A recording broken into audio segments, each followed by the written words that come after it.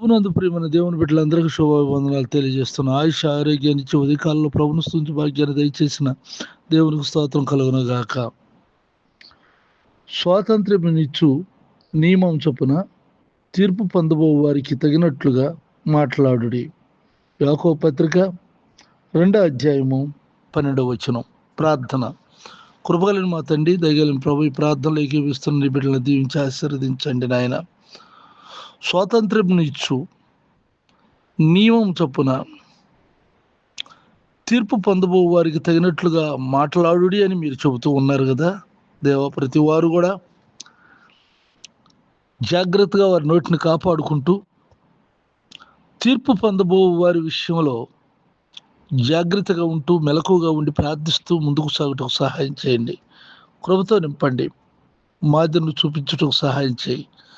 నిత్యం నీ కృపలో భద్రపరచమని, వారి చదువులు, వ్యాపారం, వ్యవసాయ, ఉద్యోగాల్లో నువ్వు తోడుగుండి సహాయం చేయమని, మేలుతో నింపమని, అనారోగ్యంలో ఉన్న వారికి ఆరోగ్యం దయచేయండి. ఈ ప్రార్థనలు ఏకీవిస్తున్న ప్రతి బిడ్డను దీవించి ఆశీర్వదించండి. నా తోటి సేవకులైనటువంటి వారిని కూడా నీ చేతులు ఎత్తుపట్టుకొని వారు చేస్తున్న పరిచర్యలను దీవించండి. అంతేకాదు అప్పులు, ఆర్థిక సమస్యలు అన్నింటి నుండి విడిపించండి. నీ రాకడ కొరకు ప్రతి వారిని సిద్ధపరచండి. యేసునామమున నడుచున్నాను తండ్రి, ఆమేన్. తండ్రి అయిన దేవుని దయ, ప్రభువైన యేసుక్రీస్తు వారి కృప, పరిశుద్ధాత్మకు సన్నిధి నిత్యం తోడై ఉండుగాక. ఆమేన్, ఆమేన్.